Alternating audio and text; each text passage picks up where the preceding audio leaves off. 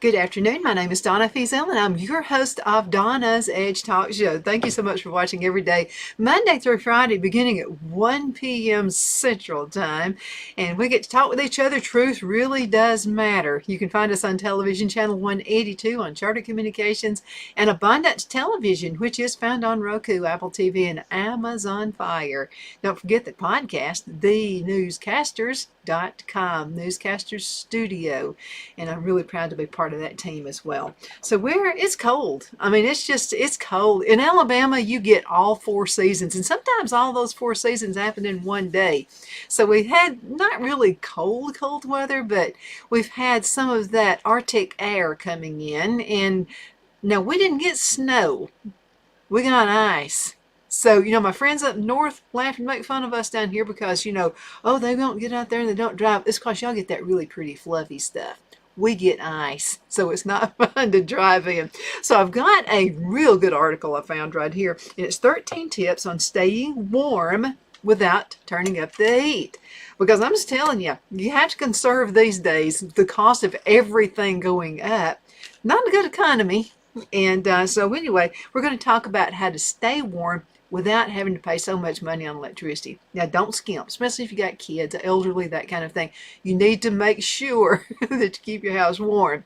But we can kind of tone it down just a little bit with these wonderful steps right here. So let's go ahead and get started. Dress in layers. I mean, that's key right there. I know Phil goes outside and he went out, and I have asthma. He will not let me outside when it's this cold. I mean, we're looking at 16 degrees right now. We're looking at, it feels like, -1 outside. That is cold.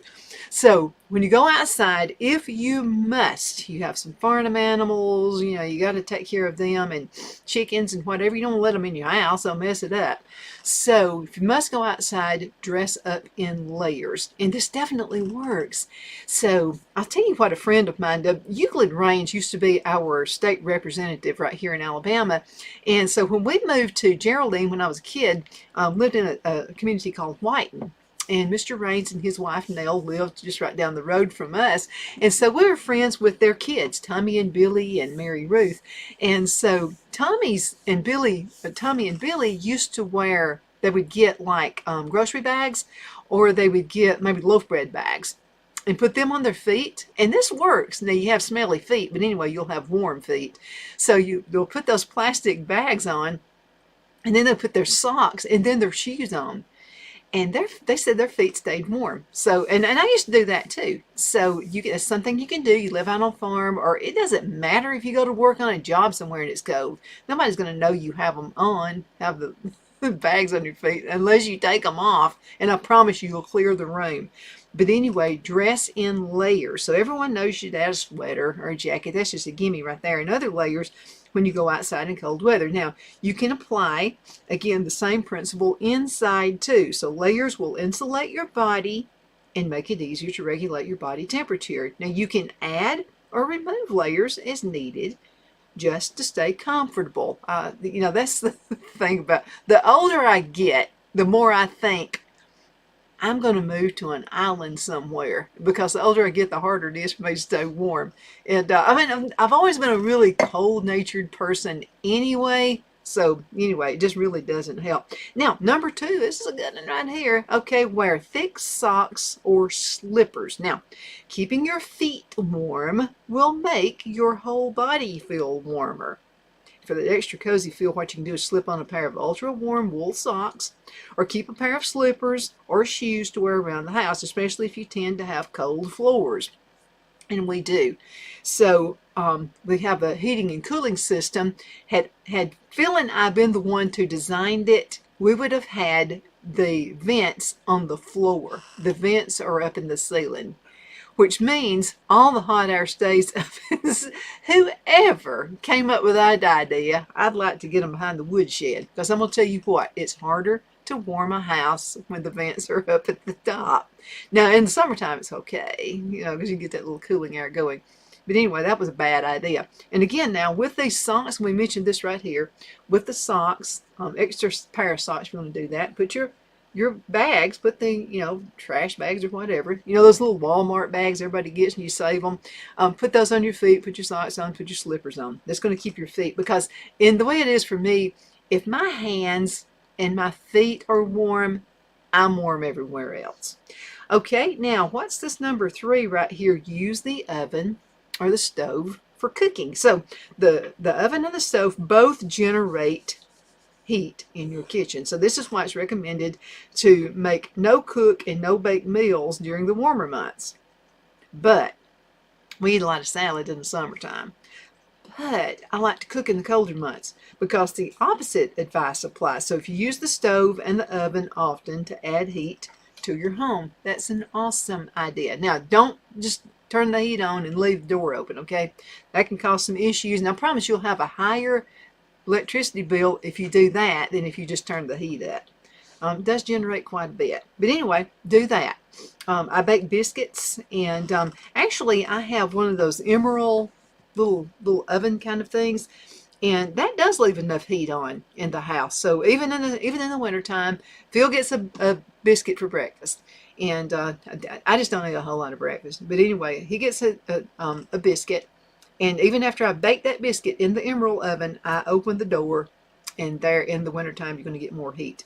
Now, number 4, which leaves the next one right here, leave the oven open after baking.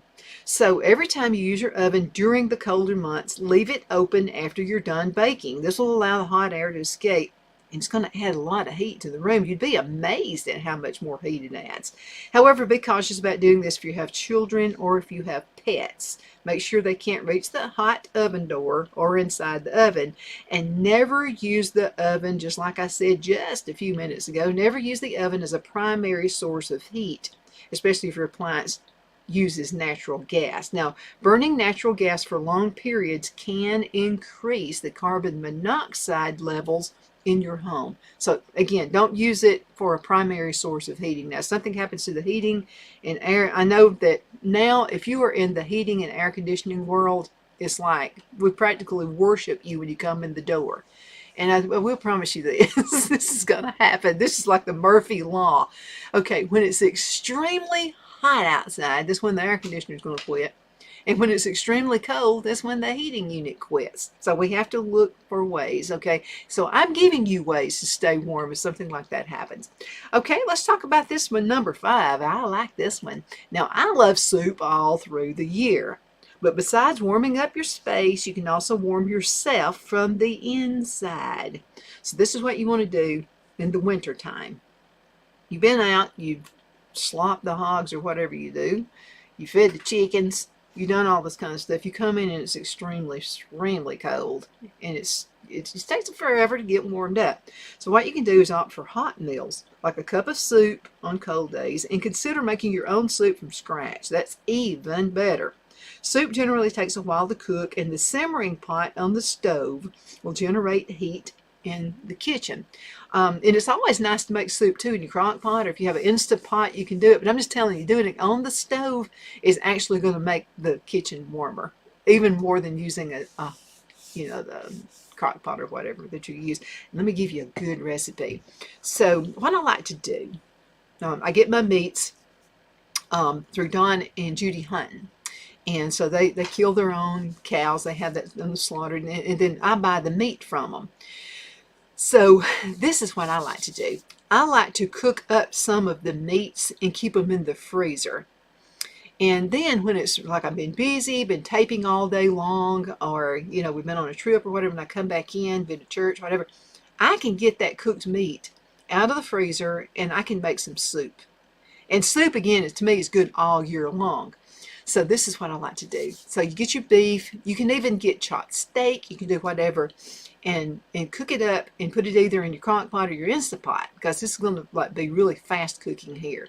So an Instant Pot especially. So you can actually set that Instant Pot where it's going to fry, okay? And so I'll go ahead and cook up my meat. And whether it be steak or it can be chicken that I've already cooked and it's already in the freezer, and I just take it out and just kind of let it thaw overnight. Then I add some carrots or maybe even a can of mixed vegetables. You can do that as well. And it doesn't take long at all to make your soup. If you want to do it on the stove, even more power to you, because you can take that cooked chicken, and I like to do mine in slices. I'll get my little slicer and then I'll slice up the chicken. And then I can take it just as much as I want out of the bag without using an entire, gallon bag. I can break off what I want, put it in the pot, put my whatever vegetables I want, because I'm going to tell you, with soup, whatever. But I'm using my dehydrated potatoes. Remember, I did a show on dehydrated vegetables.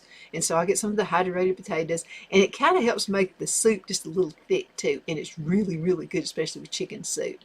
And then I'm going to add some peas, or maybe even some carrots or something like that. I'm going to make, we call it a pone of cornbread here in the South. I don't know what you call it up north, but anyway, I'm going to fix cornbread to go with it. That's what we're going to have for supper tonight, and it is going to be good, and it's going to keep us warmed up. Now, here's what I like for Phil to do when he's got to go outside and he wants to take care of the animals and feed them. I want him to have his breakfast before he does that, because I'm going to fix him something warm. So if you go outside, you haven't eaten anything warm, you haven't drank a cup of coffee, right here, you haven't drank your cup of coffee, whatever, oh boy, it's going to be rougher on you. So try to eat something warm before you get out there, okay? But soup, and just smelling it makes you feel warmer. Okay, let's go ahead and do number 6, then we'll go into a commercial break, and we're coming to what I'm doing right now. And this is drink a warm beverage. In addition to hot meals, you can apply the same principle to warming yourself from the inside with your beverage choices. Keep coffee, tea, oh my goodness, apple cider. Phil loves his hot cocoa, or your favorite warm drinks on hand when you're feeling cold. Now the liquid will feel toasty going down. It feels good. And the hot mug is excellent for heating cold hands. Yeah, I just sometimes just sit here and just keep warming it up. I'm just holding on to it. I touch it and it just feels good.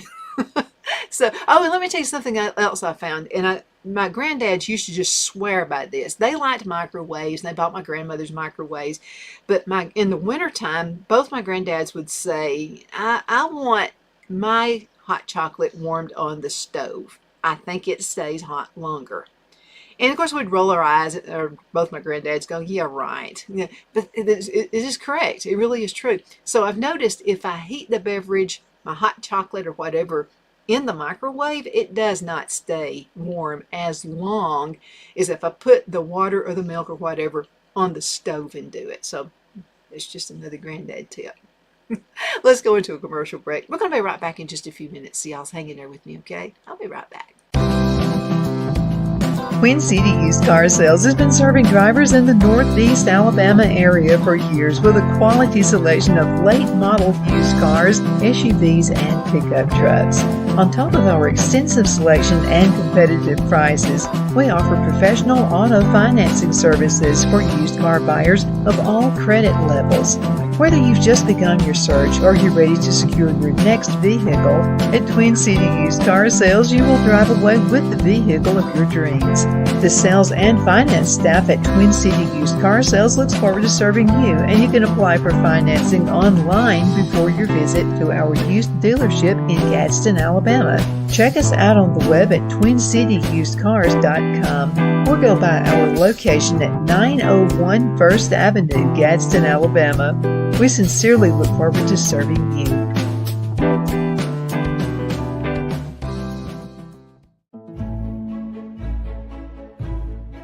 The Hatter Cafe and Country Inn is nestled in the northeast corner of Alabama the Beautiful in the delightful town of Mentone. We're located on top of scenic Lookout Mountain near Little River and DeSoto State Park, and located only 5 minutes from shopping and restaurants. There is also a nearby community walking path and golf course. We welcome everyone through the doors, and we are committed to outstanding service for all guests. At the Hatter Cafe and Country Inn, we invite people from all walks of life to come and get away from it all, enjoy the open spaces, treetop views, fresh, clean air, and experience Southern hospitality at its finest. We look forward to hosting you. To reserve a special event, or if you would love a special getaway at the Country Inn, you can call us at 256-634-2018.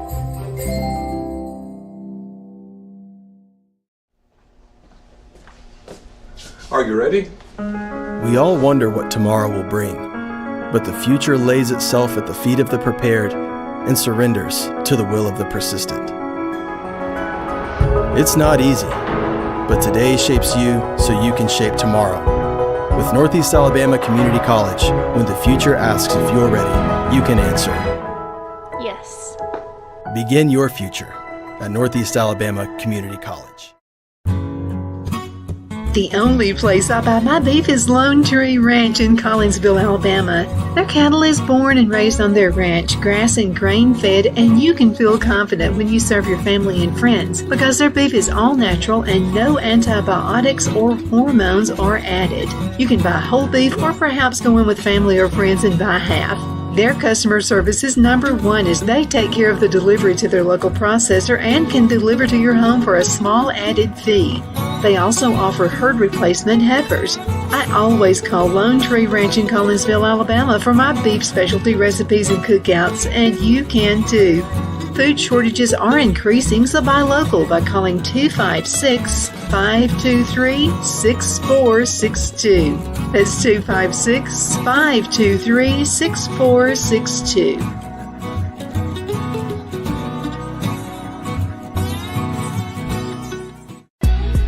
Donna's Designs offers a line of handmade memorial, wedding, and keepsake jewelry that launched back in 1970. I'm a self-trained jewelry designer, and I will work closely with you to create unique designs you can love and treasure for years to come. Whether that be flowers that were used in a funeral arrangement or stones you found on the beach at a memorable trip, call me at 256-659-4319, and let's think of the possibilities. My Towels solved the problem that we've all had with towels. You go into the stores and they feel lotiony and soft, but then you get them home and they wind dry you. That's why I made My Towels. They actually work, they're soft, and they absorb. And now I'm excited to announce 2 brand new lines of My Towels. What makes them the best towels ever is they're now made with 100% long staple Shapir cotton. This is a combed ring spun cotton that makes My Towels even softer and more absorbent than ever. And now you get a 6-piece set for an amazing introductory sale price as low as $29.98. So go to MyPillow.com or call the number on your screen. Use your promo code to get My Towels for only $29.98. Or you can get my designer premium line for just $20 more. Either way, you save 50% now on all My Towels. They actually work. What a concept. This offer won't last long, so please order now. MyPillow.com.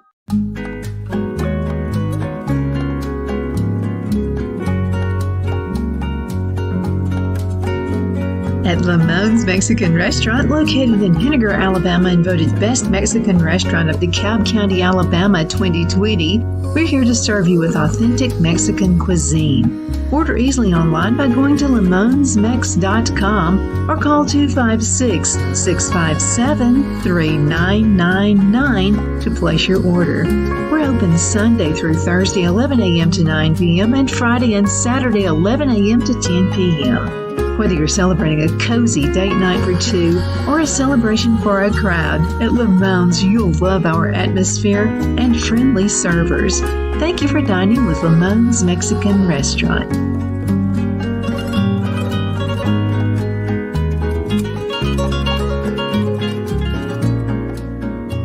Okay, we're back. My name is Donna, and I am your host of Donna's Edge Talk Show, where truth matters. We're talking about staying warm when it's cold outside. Even though it's warm, you just look outside and you see the snow or you see the ice. It just it's a visual thing with me. It just makes me feel colder.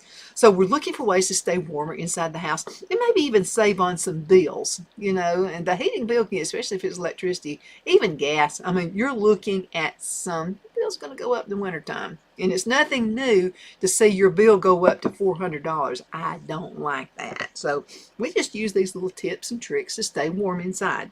Okay, number 7 is use a humidifier. Okay, using a humidifier, and that humid air really, it feels quite a bit warmer than dry air. So running the heat in the colder months can strip your indoor air of its humidity. I really did not realize that. So To balance this, consider using a humidifier. Look at the models that allow you to choose between warm and cold air, though. They typically cost more, but they're well worth it for the heating ability. So that is an awesome, I just never really thought about that humidifier, but it really does change the heat.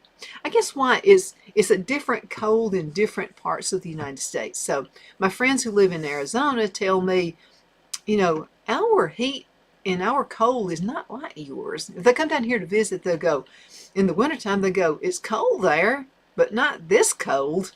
For one thing, we live on a mountain. It's called Sand Mountain in Alabama. And you're up in the higher peaks right here. When you live in a mountain, then versus when you live close to the beach out there, it is different. It really is. And Alabama is so dispersed. Like North Carolina, when we were living there, you had the mountains of North Carolina, then you had the beach out there. And so it's a total different arrangement. So living somewhere in between, we were kind of in between both when we lived in Charlotte.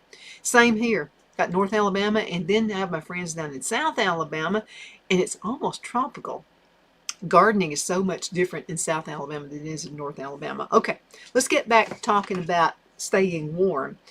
Number 8, and I've heard a lot of people talk about this one, and it's to reverse the ceiling fan. And it might sound counterintuitive to use a ceiling fan when you're feeling cold, but actually can help to warm you up. Let your ceiling fan turn on at low speed in a clockwise direction during the colder months. This will help to push the warm air that rises towards the ceiling back down to the floor level. And I hope Phil is listening to me right now, because this is a good idea, especially since our heating and cooling vents are up in the ceiling. So that might help push that down. I think he's done that before. I haven't paid any attention. He may be doing it now. But anyway, reverse the ceiling fan. Again, it pushes that hot air back down. Okay, number 9, use microwavable heating pads. Okay, I've seen these. As a matter of fact, I may have some. So heating pads are fairly inexpensive, and they can make a huge difference when you're cold. So use a heating pad on your hands and feet when you're sitting or lying down to feel considerably warmer all over. Again, when my hands and my feet are cold, I'm cold. Can't do a thing about it. So here's what you want to do. You can even make a basic heating pad yourself by sewing some dried beans inside a piece of 100% cotton fabric. Now, it needs to be 100% cotton. And then you can microwave it for like 30-second increments until it's the temperature that you want it to have. We're going to try that. Let's have a show making those things. I think we can do that. You can probably even get maybe a couple of old washcloths, and you know, they're cotton, if they're cotton, and maybe sew around. Let's just pretend we'll just use we'll use this mouse pad for example. Let's just say I've put together a washcloth, okay, and I'm going to sew around, well, maybe start right here in the middle at the top, and then here to the side, the bottom, then back up at the side again, and then put your dried beans in there, and then hand sew the rest of it right here, or you can do it on the sewing machine, it doesn't really matter, and just put that together. Throw the thing in the Let's throw it in the microwave and just see what happens. Again, now your microwave may be totally different from mine. So it may take you 2 minutes to heat yours up. It'd probably take me a minute and a half to do mine. But try 30-minute increments, and then that way you'll get her going. Okay, now let's go ahead and talk just a little bit more. Well, we got time. Okay, it always concerns me that I'm going to talk too much and forget what time it is. Okay, there we go. All right, now let's look at number 10. And number 10 is clear your heat vents, your registers, and your radiators.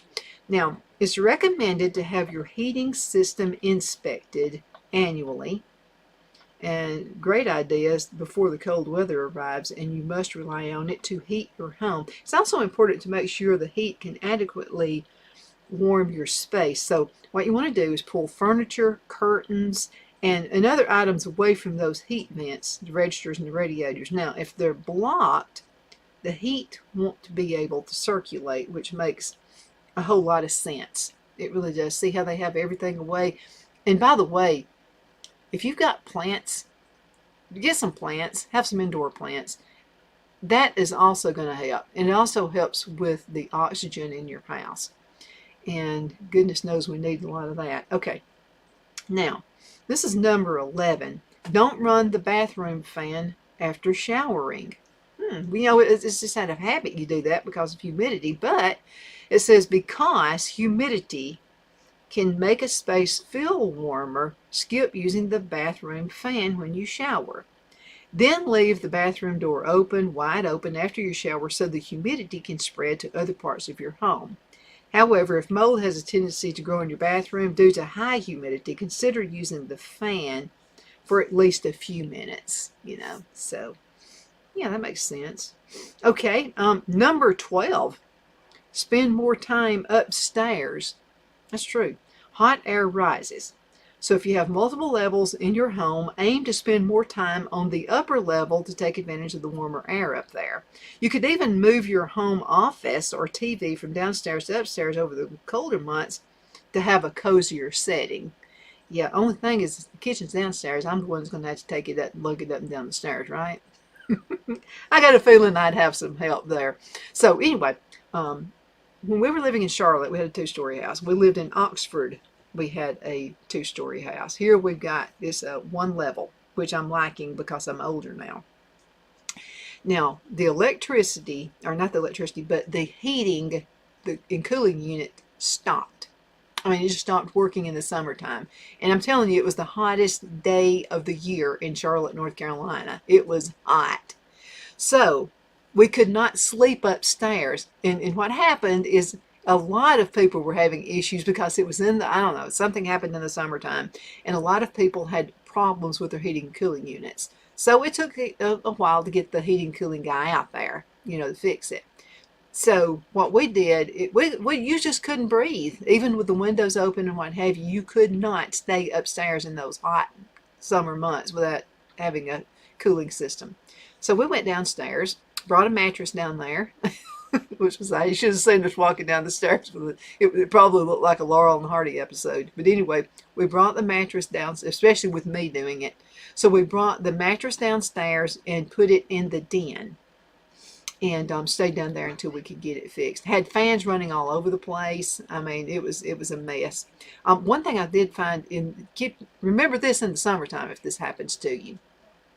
So in the summertime, if you'll get a bucket of ice and your heating and cooling is not working, get a bucket of ice and put that in front of the fan. Somehow it works. I mean, it will add coolness. But in the wintertime, then you'd want to, instead of being downstairs, you want to go upstairs because it will be much, much warmer upstairs. Okay, now here's number 13. Do something active. This is a good time to get started exercising. So movement generates body heat, and there are many ways to get your body temperature up by being active. So for instance, you could clean the house. Yeah, that's a good time to clean. Exercise, tackle a home repair, what's something you've been putting off, go ahead and do that. Or play a game. Now consider setting a timer as a reminder to get up and move every so often. You don't want to just like sit in the same spot. You got to get some exercise. So your body doesn't become so cold and stiff that you don't feel like being active. These are actually, so what they're showing are your little exercise, the little weights, and also a jump rope. Be careful about jumping rope inside your house.